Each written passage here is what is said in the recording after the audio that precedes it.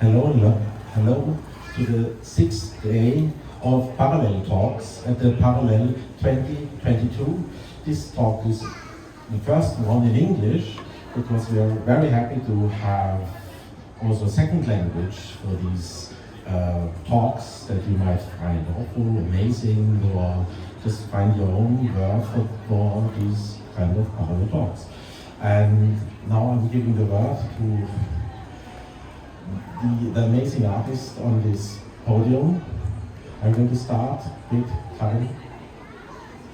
Thanks to the gorgeous host. I'm Karin Ferrari. I'm a media artist and I live in Vienna again, and I'm happy to be here. Thanks, Patrick, for inviting me. Hi, I'm Lee. I'm based in Tel Aviv at the moment. Also very happy to be here that you invited me.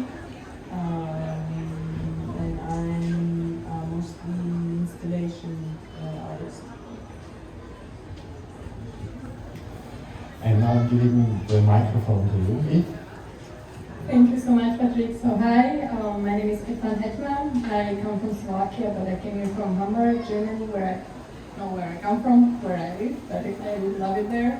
And thanks, Patrick, for inviting me here. I'm really, really happy to be back in Vienna because I used to study here, and I just had the best study moments in Vienna, so it's a very hard, special moment right now for me, so thank you for inviting me. So since this talk is, the topic of this talk is how artists and science interact, we are here at the Semmelweis Clinic, which is named after the very man who brought science to a next level, so to speak. Because of him, a lot of humans don't have to die during birth or giving birth. And because I only have 0 technicians, and this directly relates with science, I will now look at my screen. So it records properly. Yes, it records properly. Sorry for this short interruption. It is now seen on the video, but still better to be safe than sorry. And now I really want to go to the first question. My first question would be, art has been deeply bound with science. Like, even if you look at Goethe's color wheel, or Itten's color wheel, whereas Itten was very deeply involved in New Age thinking, and we might not call it science, but still the idea to find what is this color and how does it relate to this, and how do I mix this color, and what is the property. So even in the earliest stages of art, even in pre-modernity, art has been directly tackling the issues of science.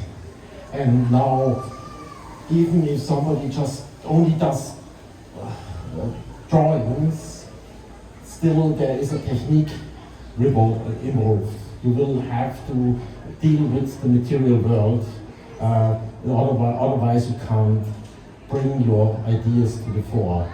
So I want to ask you, Yves, as first, because we are going to cycle forth and back. I want to ask you, when was the first moment in your career as an artist that you said, oh, what I'm doing here follows a structure. I can repeat this maybe, or is it all chaos for you? Oh my Jesus Christ, this is a really hard question at the beginning. Well, personally for me, it's I would say it's both. However, you are very, very, very right about art being so very connected and involved with science, because this is the point which I also perceive very strongly when I work with colors, or because as a painter there are certain techniques which sometimes I also really want to avoid, and maybe I would just go for easier colors, like sometimes maybe acrylics, but this is not like the rule But if you use oil colors, it's some other world than rather to take some pastels and just go for it. So it's very connected. But on the other hand, for example, with me, works intuition and just following the sixth sense or the feeling very well. So I kind of would add actually to that what you said, that I think there is in the world like a common sense which we kind of can feel intuitively, and I would just pick the color that I feel, or the tool or any medium I would feel at that moment, and I would just start and not really think about the involvement of the science. So that is in my practice point where I'm maybe more in a chaos, but a very structured chaos, which is developed through my intuition and maybe preference at the moment, or inspiration. And then I can get really like radically practical and brainy, and I would just sit over the books and would follow the instructions from the Renaissance about colors, and take this pathway. So yeah, you are very right, but also I very accept also chaotic being as a way of living out of science. And thanks to the God guy, that we now can still sit here, and I think was it the thing that you did with salt because of the birth? So I'm just wanted to express my greatness in a very rough way. Like, thanks God that we are here right now. Thanks God for the science. Yes. So I want to repeat the question again. In which form do you see structure, or maybe even a self-created structure that is a parascientific, or that stems from a scientific analysis of your world and your structure? Like a filmmaker would say, I have to. On this day, I have to do the shooting. It will probably take 8 hours, and you can like completely time schedule everything, and then you can analyze. Oh, I had the quantifiable quality of production in these hours, and now we only work 5 hours. Or it's basically, or is it the opposite, that you say, okay, I'll do the opposite. I will just force myself to not think in structure when I start my projects, when I produce them, and when I then show them to the world. I actually wanted to ask you why is it, because what you described for me is just like, it feels like what's my graph, or like what's my way of working. And I'm not sure that for me it connects to science. It's like a matter of organization. I don't see any relation. I also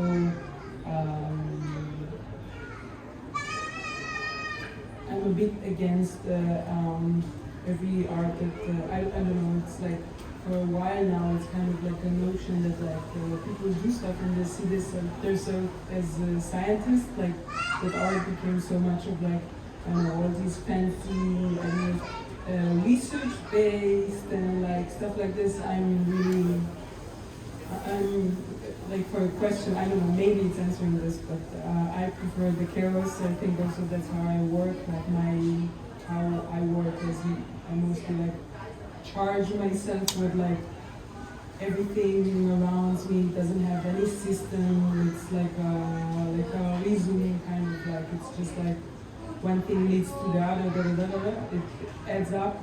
It's a pile of mess, and then like there's some kind of output, which I can never know. Normally it's organized, unfortunately, because that's maybe like what comes from it. Like you need you have like it's kind of like a negative. If it's if it's so messy at the beginning, so the outcome would be like strict and maybe sharp. But yeah, that's me. I hope it answered your question. No, I'm very happy to also have critical points regarding artistic research, which is definitely a topic to be criticized, because then on the one hand you have scientists who work for the whole life and really everything is evidence-based, whereas where does science begin? Is it already with what kind of artistic research is real research when you look at it from evidence-based view? And there I would like to jump to Karin, because maybe you can give us a short description of the project that you've been working on. I know there's a word floating in my ear, something with trash and mass mysticism. Maybe you could describe it a bit. Of course, it's my favorite topic. Trash mysticism is a term I came up with to describe my artistic field of research. And it is a fancy way to avoid also the word conspiracy theory, because that was really difficult over the last years, and I started to look into the speculative narratives already before they became that popular. I started 2010 with my video series Decoding the Whole Truth, where I claim to reveal hidden messages in music videos and other images of global media culture. And it is inspired by a type of video that exists online, that I found online on a long night that ended with routine shape-shifting news reporters, and I had an experience that some call metanoia, where you get new information and you can actually witness how your worldview is shifting. And I thought that's super interesting, also because it's possible to experience this regardless if something is true or not. No? It's always the things that we believe in. And that's why I think also paranoia is such an important and interesting thing, because it shows the power of the creative mind. And to come to the subject of science, trash mysticism, I think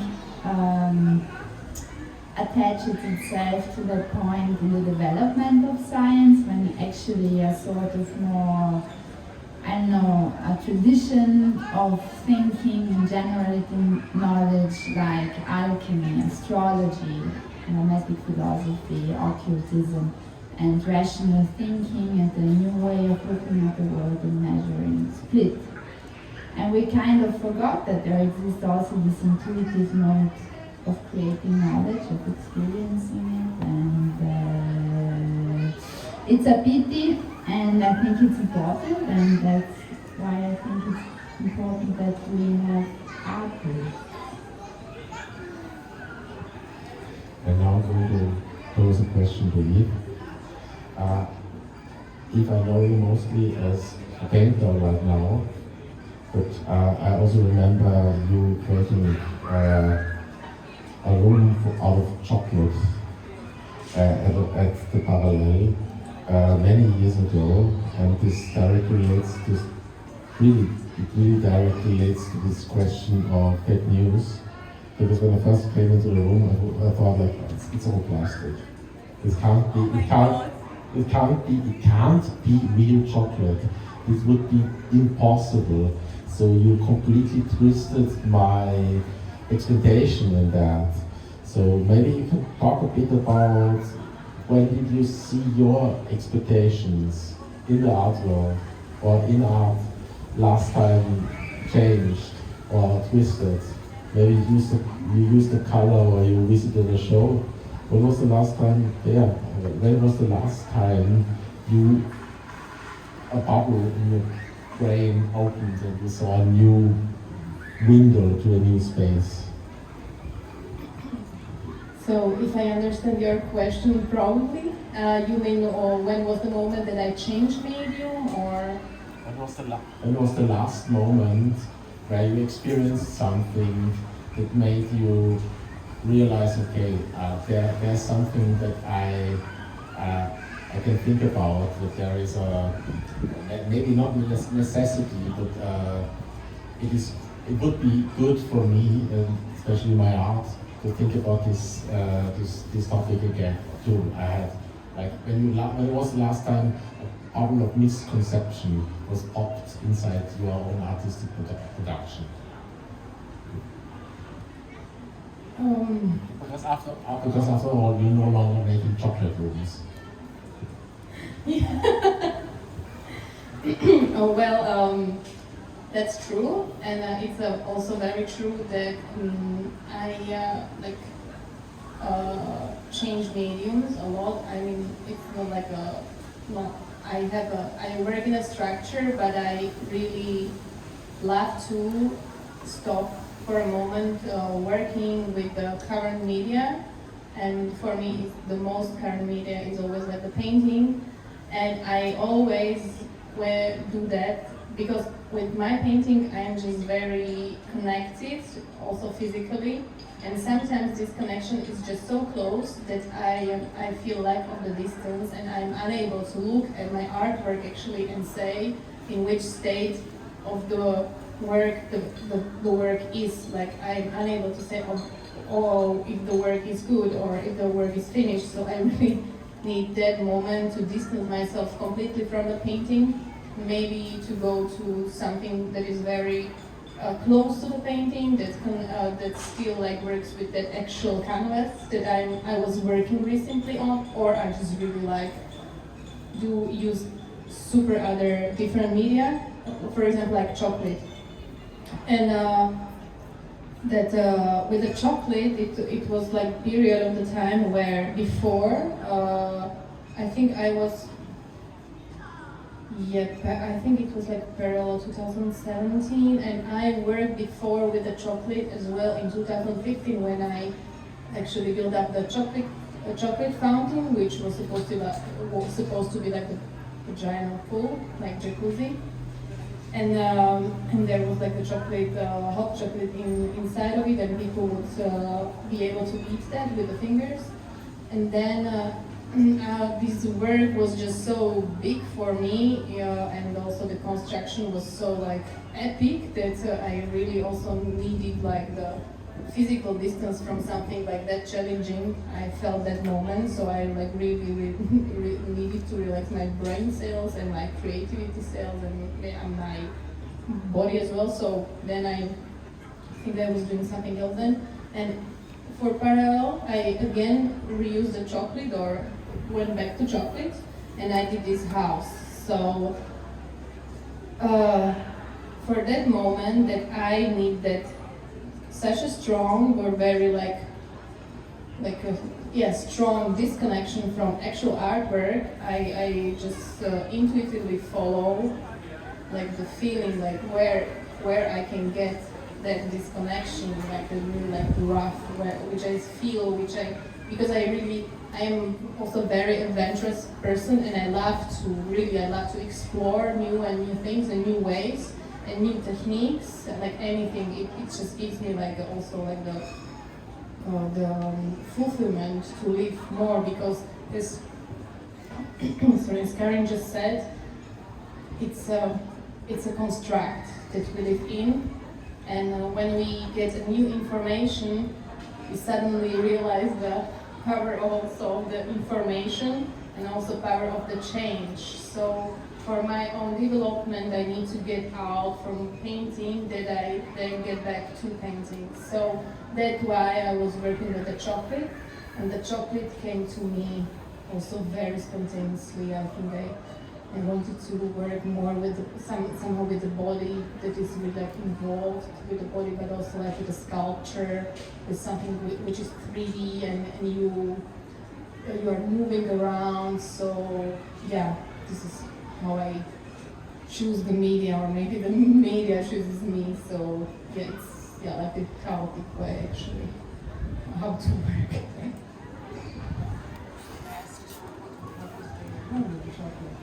You maybe describe the work. Yeah, thank you so much. You are very right. So the work, the actual work I did for Parallel, it was a chocolate house, and I used the construction from steel, from a steel house, like the lines around, and also the wood. And then I would cover this construction with like the bars of the chocolate, so you could see the very beautiful structure of the brown chocolate. But when you have that much of bars next to each other, it really doesn't look like a chocolate at the moment. It looks very differently, but there was a very also like a very present chocolate smell, or wasn't it? We all could feel chocolate in the air. Yeah, it was a multi-sensorical production, so to say. Yes, and I remember that what was the challenge about this artwork was how to get the bars to stick to on the construction, because like chocolate is extreme, like when you have the chocolate in your hands, it's melting, and I really found very good glue for the tiles actually, and that is the only glue that works for the chocolate. It's called Mammut. You can also buy it in Austria. Yeah, that works for everything, and also for the bed and stuff. Yeah, well, so that was the challenge. And because of the glue, I was afraid, because children started to come to the room and they started to eat the house. And I was afraid that somebody would get poisoned. And I wrote there like the title, like, please don't eat the house. It's not for eating. And then there was an article in Standard which Hettmer said like, what the fuck? For the first time in your life, you finally find a chocolate house and you are not allowed to eat it. Sorry, it's hard to formulate the question. This is really funny. I want to propose the same question to you. That was the first time that when you when I will make the chocolate house, I will make everyone lick the walls and just. So we have this question answered. So I think I have another one for you, which is all the same that I gave to you. When was the last time, or when was interesting time that you want to relate, when you questioned your own production, your own artistic production, so to speak, when you said, I want to use this in another medium, I see it makes more sense in that, and then you had to develop a new practice, because we are very many people, a multitude of artists. Like I do these talks, I paint, I make videos. It's let alone that are 3 artists. You make chocolate houses and paintings for at least 2 artists. You make amazing paintings and also videos and lots of more. So we are a multitude of artists, and every new artist has to be produced, developed, researched maybe. So I want to give you that answer. I think you asked when was the last time that I questioned. So the answer would be like every second minute. And I'm not a person that is like fine with I'm fine with what I do, but I don't know what to say, like what is my medium when someone asks me what am I doing, so mostly it will be like anything but painting. And I don't think of a work of like, I don't know, it doesn't start from from a medium, I think. It starts from an idea, so it finds its way to the medium. It's like a question that I don't ask myself, okay. Like the thing with like, maybe a different medium is good for that. Yeah, but like the thing of like having this, maybe I don't ask it, but this kind of like a schizophrenia of like, it could be in so many other ways, and it could be also like multiple at the end if it's like an installation. So it's like sometimes you have the same kind of like same geist in a way, and like it could be in photography, it could be in an object, it could be more like environment, like the kind of vibe that you have from a place. It's kind of like an energy.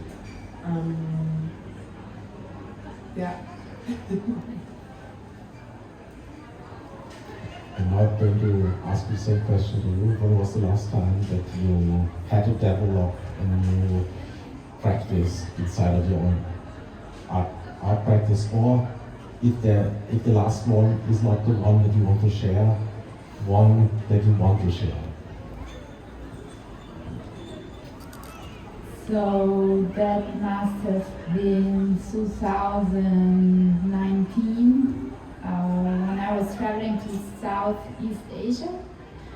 I started to notice pseudo-sacred architecture, and so there's still the theme of mysticism and contemporary forms of spirituality that appear in very weird places in unexpected shapes. So I think that's what it makes it belong still to the Decoding the Whole Truth video series, where I analyze the symbols and images in pop music videos.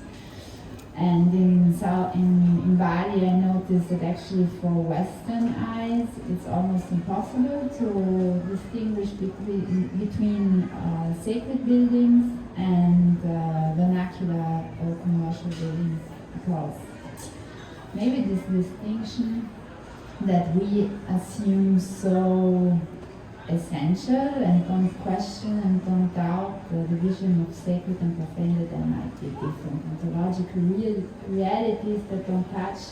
It's just conceptual, and you could think everything in a very different way. And then I started that kind of research, especially because I noticed that we do have this kind of porosity in this boundary between sacred and profane. We use quotes of sacred buildings all the time, but we don't take it seriously. We think it's postmodern kitsch or historicistische pastiche or nostalgia or something, but I think there actually is a hidden spiritual longing undercurrent that runs through our culture that we don't acknowledge because it does not fit into our self-image, because I think as a society we like to think of ourselves as being so rational and scientific, but then we have a stock market exchange house with a Greek temple facade and a pyramid on top in Wall Street. So why is that, and why do we associate Greek temple facade officially with rationality, harmony and stuff like that? It's not true. I mean, Greek mysticism and religion was totally weird. I mean, it was basically a priestess high sitting over a hole in the earth where poisonous vapor came out, and then she said the oracle stuff, But it's funny because actually this irrational mystical, I don't know, but the manic side fits very well in capitalism and finance system. If you think how they behave inside the stock market, and that somehow we have this idea, no, consume materialism, it's also pragmatic and material. No, it's not. No, they don't sell you an iPhone with data, how it works. No, they show you an image of a phone that looks like a planet, like, that stands for intergalactic or superhuman communication and abilities. So that was the shift I had in my artistic practice, from music video, weird iconological interpretations to architecture. Follow the black rabbit. Because the architects, they understand themselves as black entities. My friend Marlene Wagner told me yesterday on our talk, Unlearning Architecture.